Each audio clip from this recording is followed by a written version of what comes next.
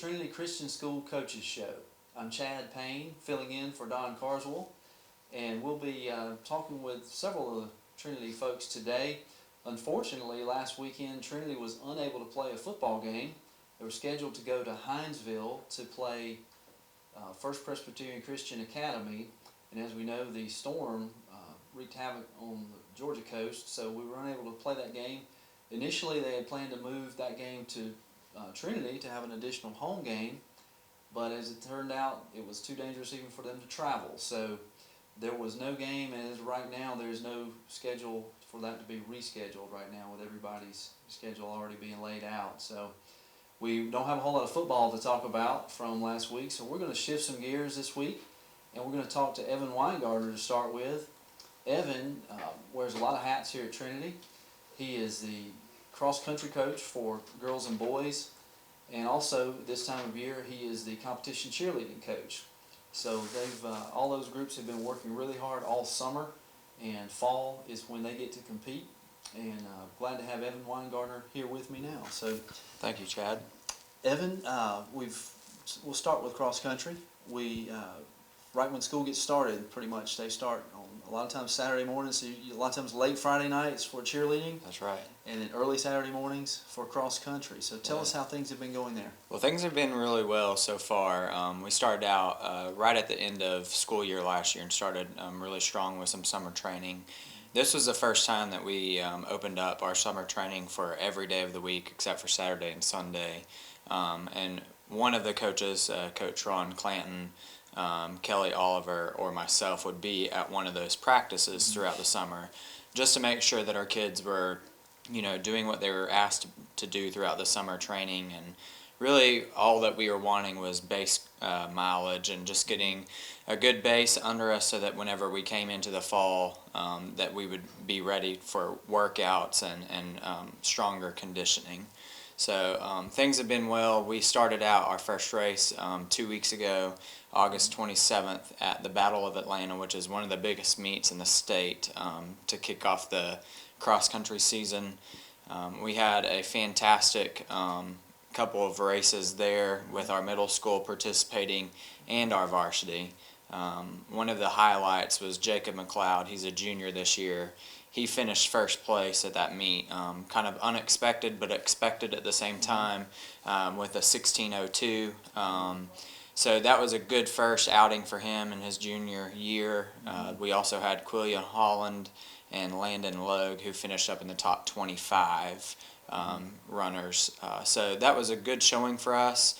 On the boys' side, on the girls' side, we had a really good, strong finish at that first meet. Janie Sampson, a 9th grader, came in first for us, and then followed by Carmen Leroy, not too far behind. They were probably top 30, 35, I can't remember, but ran some decent times, and looking forward to seeing kind of where they go from there. And then on the middle school route, we had Ansley Long, an 8th grader. She finished 4th, I believe, in the middle school race. And then on the boys' side, we had a couple of boys up in the top 35 or so. So good first showing. And we were one of the smaller schools that was represented there. Now with GHSA allowing us to cross over and run at some of their meets, we have more opportunities to race against some stiffer competition. So that's been good for us. Definitely.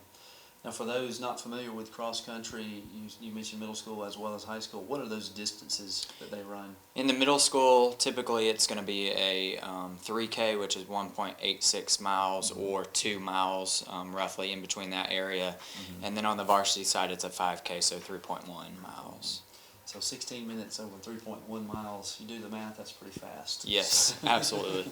And then we actually just had a race this past weekend. It got moved from the Saturday due to the weather, and it moved down on Monday morning, and that was held in Jacksonville at Bartram Trail High School. And that was another big race for 3 of the boys that went down there, Landon Logue, Quillian Holland, and Jacob McLeod. And they ended up placing in the top 15 out of that race, out of about 250 runners. Wow. Jacob ended up winning that race with a time of 15:39. Wow.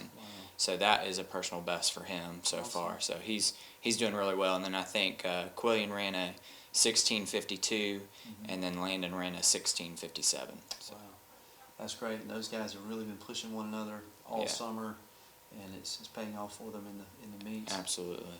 How many meets do you have scheduled in the fall? Well, we have I think 4 more before our region meet, and then our state meet. So there's about 6 left. Okay. Are any of those going to be hosted here? Yes, actually, we have one coming up on the 17th of September.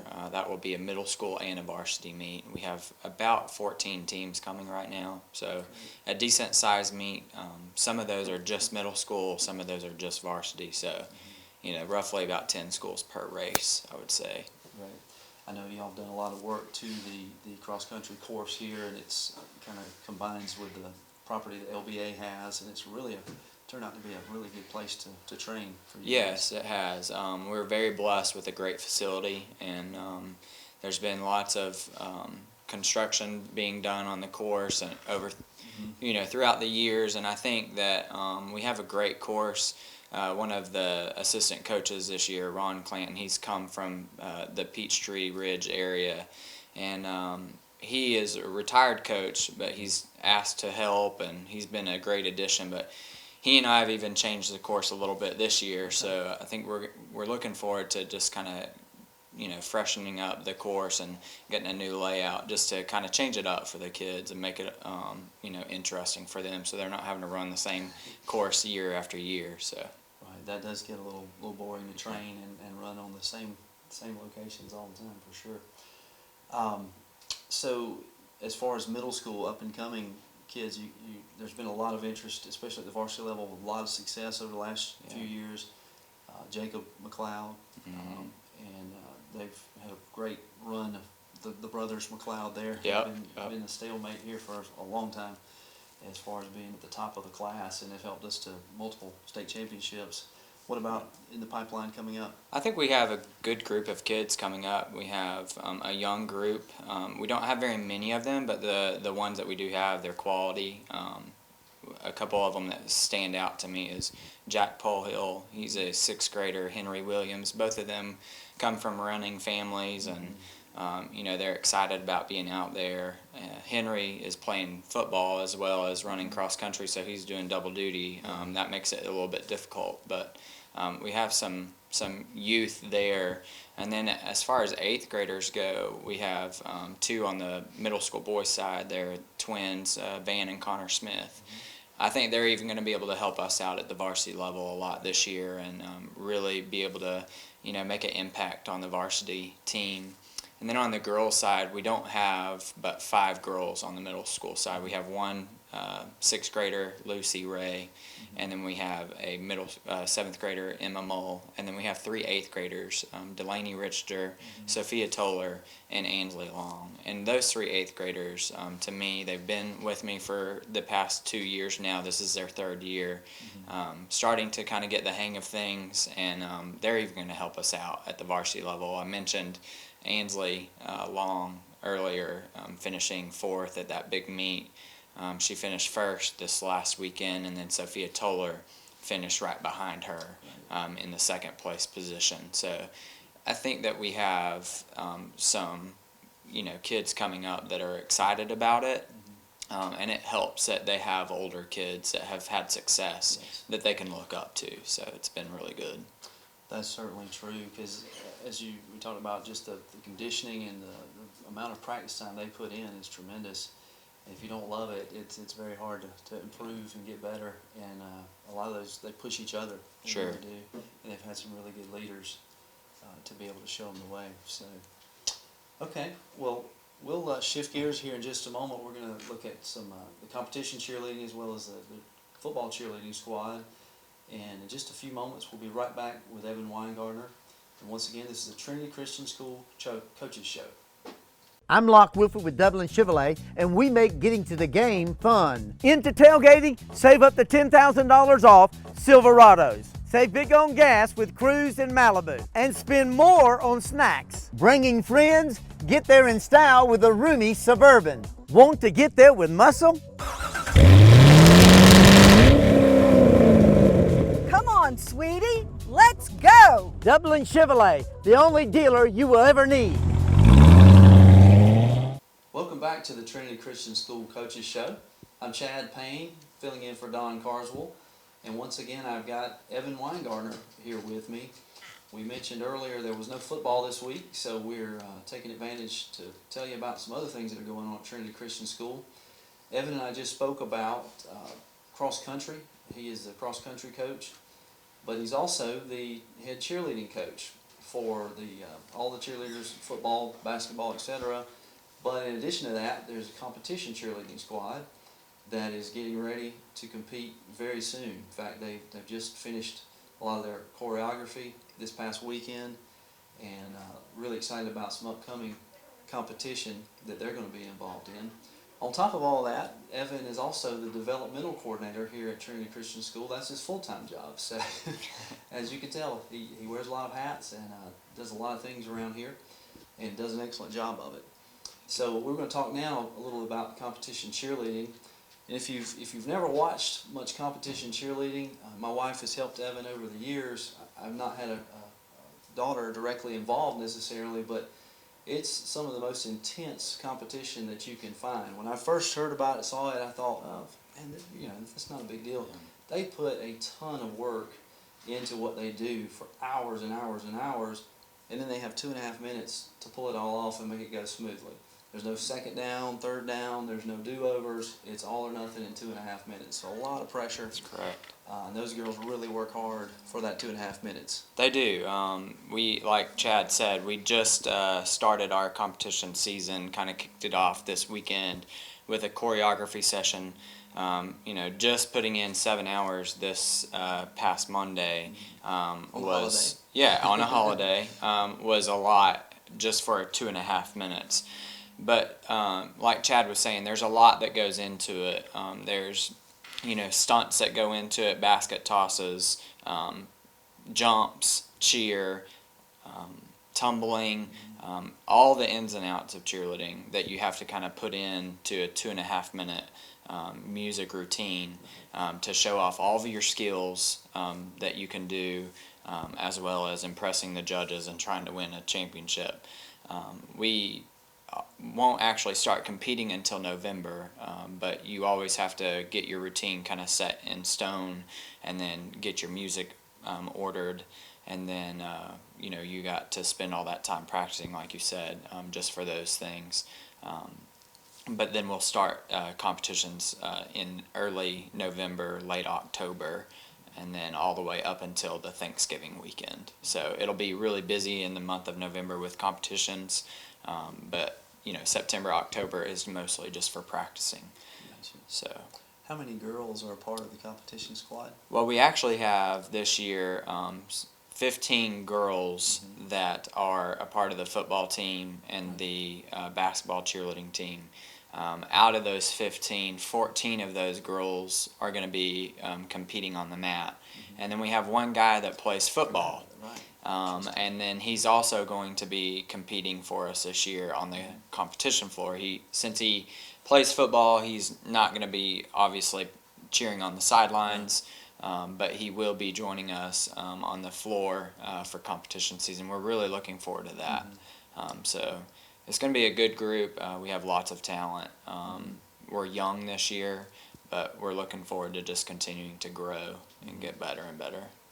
And having a guy in there gives you a lot more that you can do. You got some more strength, Absolutely. And he brings some tumbling to the table. He does. He brings some tumbling to the table, and something that we've been lacking for a good while is tumbling. And this year, I think we have all but 3 or 4 girls that cannot tumble. So that's a first for us with that many tumblers. So that's really going to help us out on the score sheet whenever it's all said and done. So. Definitely. So how many actual meets do you have set up for that? We have 4. We'll go and compete at 3 regular season meets, and then we'll have our state meet. And for the very first time in Trinity history, we're going to be competing with our middle schoolers this year. Okay. So that is new to us. I have 2 middle school coaches, Shannon Barr and Candace Cannon, who I have really felt that they could come on and help us in that and carry out, the cheerleading tradition there. So we're looking forward to competing with our middle schoolers for the first time. They may not compete in as many competitions, but we'll definitely take them to like one or two, and then possibly even state.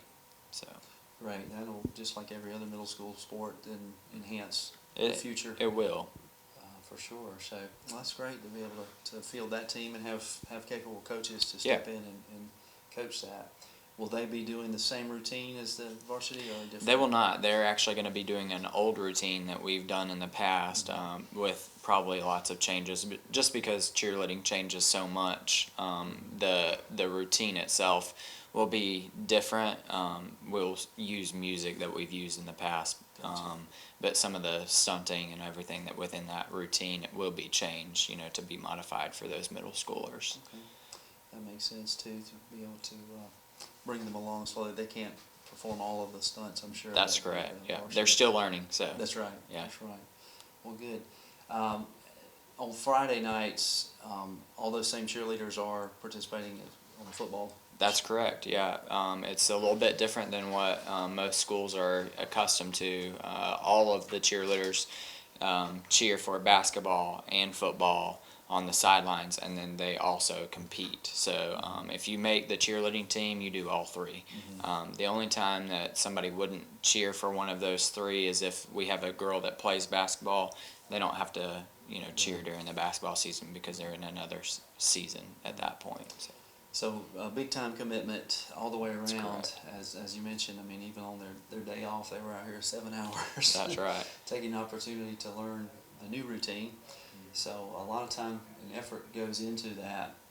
I'm glad that you are going to get multiple opportunities. I know sometimes in the past, just the way the schedules worked out, there haven't been very many meets before the state meet. That's correct. And that makes it even more pressure packed. It does. It does. Yeah, like Chad said earlier, you don't get a do-over. Once that music starts and a mistake happens, you just have to keep going. And I think that's one of the unique things about cheerleading is you have to recover even quicker than you would in say a football or a basketball game. You don't have quarters or timeouts. You get out there, you go, and if it's a good one, you could win it. If it's not, then you're most likely not going to be up there at the top. So right, and very, very tough. Your background leads you to being an excellent coach there. I mean, you can see those things and from teaching and coaching it in the past, as well as performing it yourself in the past. So have a great eye for that and a great knack for being able to communicate that with the girls. So we really appreciate all the things you do here at Trinity. Thank you. Can you think of any other items there along the cheerleading? Well, I was just going to point out the three seniors. They've done a really good job of leading the team this year so far. It's Claire Gay, Samantha Sharp, and Perry Tanner are the three seniors, and they've just done a really good job. And like I said, we're young. We have 5 freshmen, 5 sophomores, 3 juniors, and then the 3 seniors. So we're really heavy on the freshman and sophomore end, and then our juniors and seniors, there's only a couple of them. So we're young, and we have some inexperience, but then we also have some experience too. And I think that it's going to be a really fun season to see how well that they do with that. Yeah, that senior leadership is always important for any team. It really is. And they help organize and bring those girls along, show them the ropes as someone once showed them. So, got homecoming coming up in a couple of weeks. Tell us a little bit about some of those festivities that we have are really exciting that we. I don't know if you've. Yeah, homecoming is coming up, and I'm actually working on the packet to be sent out to all the students and teachers to tell them all about what was going to be taking place. But obviously, we have our dress-up days, throughout the week, and each day, you get to see the kids come in dressed in all sorts of different costumes and get up for Spirit Wear Days, and we'll be announcing that over the next couple of days. And then we also have our annual Crusaders Got Talent, which is a big tradition here at Trinity, which was started roughly about the time that I got here. I kind of put that into place about 8 or 9 years ago. And it's just a fun, family-filled environment where the kids come out and they have kind of like cheerleading, where they get their music and they have to choreograph all these different things and implement all these things into about a 2.5, 3-minute routine. And then we have some usually alumni judges that judge for that. And Friday night, of course, is a football game. We'll start all the festivities with announcing all the homecoming court candidates at 7 o'clock. The game will start at 7:30, and then we will crown the queen at halftime of that football game. So lots going on there, and there's competitions throughout the week, canned food drive, box top collections, all sorts of events that are taking place throughout that week.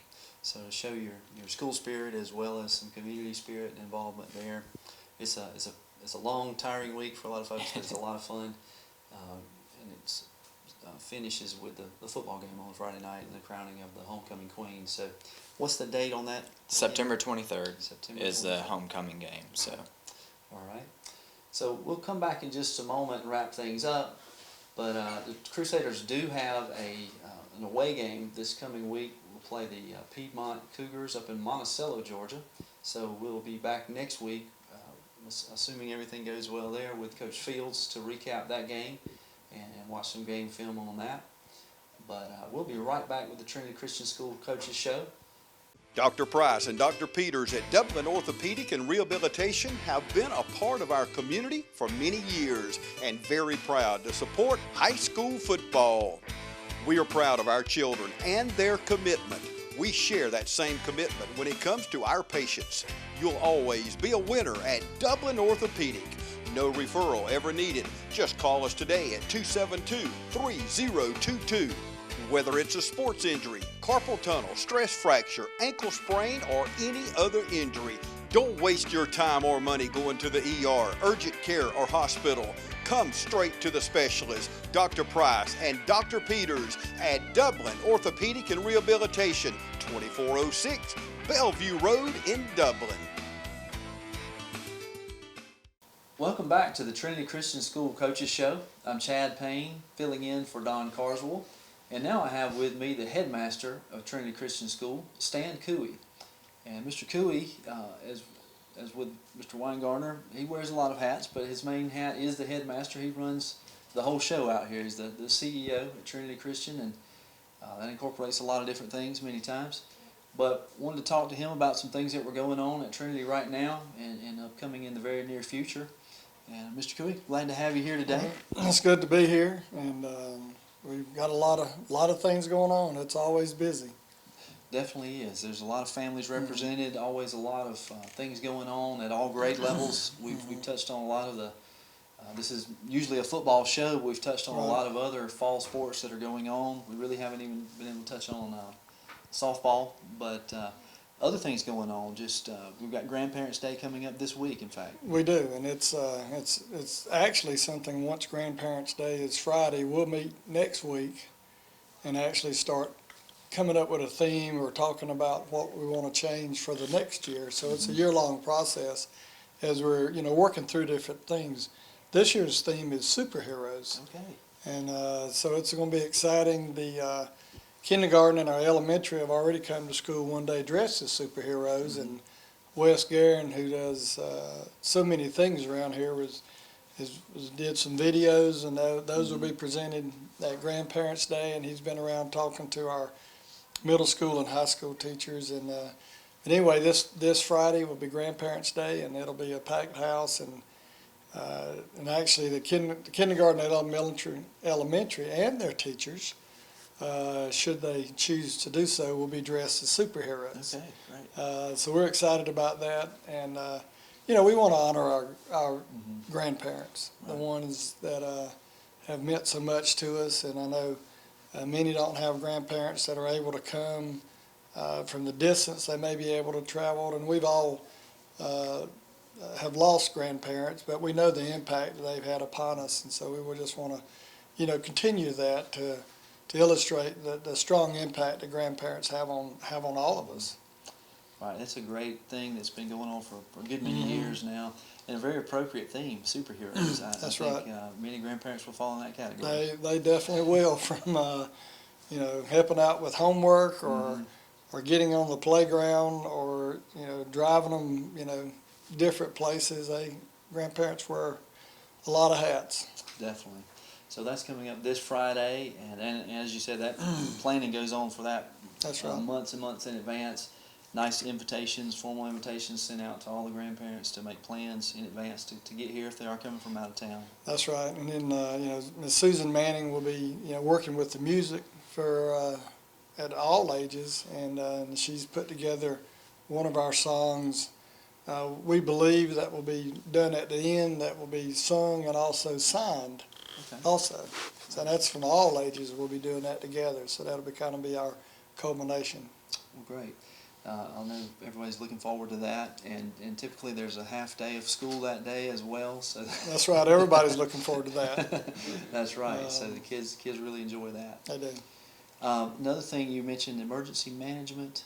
Tell us a little bit about that. Well, our local emergency management folks, they just do a great job. This past Friday, we were out along with the county and city schools upon advisement from them due to the weather coming in, and just the impact that weather was going to have on our community, and could potentially have had. I know I think got 5 to 6 inches of rain, and just knowing that impact, what would have happened if we had been at school, and having families pick up students, and then being on the road from the safety standpoint, and the wind that did come through with that. So I just appreciate their work, and they were on top of it. They were sending us, calling us, sending us emails on updates and where it was and when it would probably be here, and making recommendations. And so we got to go home on Friday, and I know they were hunkered down in the emergency center over there, still passing out information. And so I like to just say my hat's off to them, and just the job that they do, and they just help us in so many ways. And you don't know they're there until something like this is going to happen. That's right, and with a hurricane type situation, you just never know where it may turn, how much strength it may have. So definitely erred on the side of caution, and fortunately, for most of this area was not affected too bad, so Right. other than a lot of rain. And if it had continued extremely hard in the coast, and they would have had evacuated like they did several years ago, Trinity is one of the sites that we would house people, Right. should that happen in the future. Right. Okay. Well, a lot going on out here at Trinity besides football, and next week we'll probably get back on track with some highlights and have Coach Fields in here. But a great opportunity to kind of catch up on some other things that are going on here in Trinity, and as Trinity is a vital part of our Dublin-Lawrence County community. Appreciate all the work that you do, Stan, and I look forward to being able to attend many more events out here, and invite the community to do the same thing. Check us out. Have a great day from the Trinity Christian School Coaches Show. Chad Payne, Mr. Cooey, signing off.